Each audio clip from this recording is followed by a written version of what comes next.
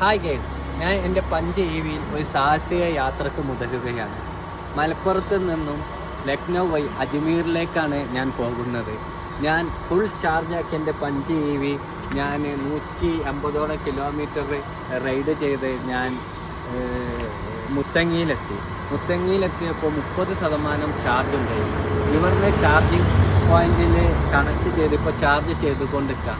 പോരുന്ന വഴിയിൽ 3-4 ടാറ്റൻ്റെ charging പ്ലഗുകളൊന്നും work ചെയ്യുന്നില്ല. അപ്പോൾ ഞാൻ വിചാരിച്ചു പണി കിട്ടിയെന്ന്. പക്ഷേ ഭാഗ്യം കൊണ്ട് ഇവിടെ ഗോയീസിലെത്തി.